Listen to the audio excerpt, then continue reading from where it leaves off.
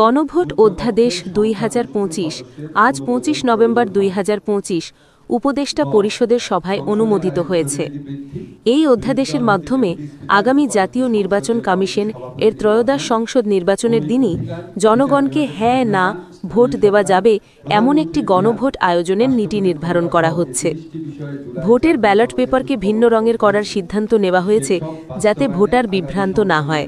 উপদেষ্টা পরিষদের বৈঠকে এটি পাশ হওয়ার পর এখন গেজেট প্রকাশের প্রস্তুতি চলছে। এই অধ্যাদেশ অনুযায়ী জাতীয় সংসদ নির্বাচনের দিনই অনুষ্ঠিত হবে গণভোট। ভোটাররা একটি প্রশ্নে হ্যাঁ বা না ভোট দেবেন। জুলাই জাতীয় সনদে প্রস্তাবিত সংবিধান সংস্কার আপনি সমর্থন করেন কিনা। বিভ্রান্তি এড়াতে গণভোটের ব্যালট পেপার হবে আলাদা রঙের। একই কর্মকর্তারা পরিচালনা করবেন নির্বাচন ও গণভোট উভয়ই।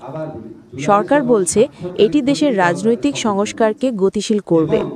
তবে বিশেষজ্ঞরা বলছেন রাজনৈতিক ঐক্যমত্য ছাড়া এই প্রক্রিয়া চ্যালেঞ্জের মুখে পড়তে পারে। রাজনৈতিক সংগঠন তারাও সম্মতি জানিয়েছে। জুলাই সনদে তাদের স্বাক্ষর না থাকলেও তারা এই ৩০টি প্রস্তাবে তাদের সম্মতি জানিয়েছিল।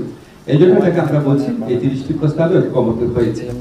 এই ৩০টি প্রস্তাব এই গণভোট অধ্যাদেশের অ্যাপেন্ডিক্সে আমরা দিয়ে দিচ্ছি যাতে আপনাদের এবং বাংলাদেশের প্রতিটা মানুষের জানা থাকে এই ৩০টি প্রস্তাব। গণভোটের ব্যাপারে কিছু গুরুত্বপূর্ণ বিধান এখানে আমাদের গণভোট অধ্যাদেশে রয়েছে। একটা হচ্ছে ত্রয়োদশ জাতীয় সংসদ নির্বাচন, মানে আগামী জাতীয় সংসদ নির্বাচন যেসব ভোট কেন্দ্র নির্ধারণ করা হবে সেসব ভোট কেন্দ্রেই গণভোট অনুষ্ঠিত হবে। সংসদ নির্বাচনের জন্য প্রস্তুতকৃত ভোটার তালিকাই হবে গণভোটের ভোটার তালিকা। সংসদ নির্বাচনে ভোট গ্রহণের সময়ই হবে গণভোট গ্রহণের সময়। গণভোটের ব্যালট জাতীয় সংসদ নির্বাচনের ব্যালট থেকে পৃথক হবে। আমাদের আক্তার ভাই আজকে আমাদের মিটিংয়ে বলেছেন গণভোটের ব্যালটটা হবে ভিন্ন কালারের, যাতে কেউ কনফিউজ না হয়। সংসদ নির্বাচনের জন্য কমিশন কর্তৃক যে সমস্ত রিটার্নিং সহকারী প্রিজাইডিং অফিসার বা পোলিং অফিসার নিয়োগ করা হবে, ওনারাই গণভোটে এই returning officer, polling officer, presiding officer হিসেবে দায়িত্ব পালন করবে। মুলতবি ভোট গ্রহণ, মুলতবি ভোট গ্রহণটা বলা হয়েছে যদি প্রিজাইডিং অফিসারের কোনো কারণে ভোট গ্রহণ বাধাগ্রস্ত হয়, উনি দেখছেন আর ভোট নেওয়া যাচ্ছে না, তখন উনি ভোট গ্রহণ স্থগিত করতে পারবেন।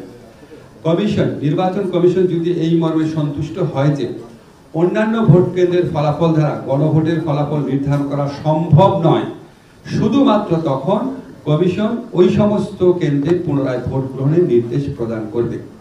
কমিশন যদি দেখে ধরেন ১০০০টা ভোট কেন্দ্র আছে, কমিশন দেখলো ২০টা কেন্দ্রে ভোট নেওয়া যায় নাই, কিন্তু ২০টা কেন্দ্রের ফলাফল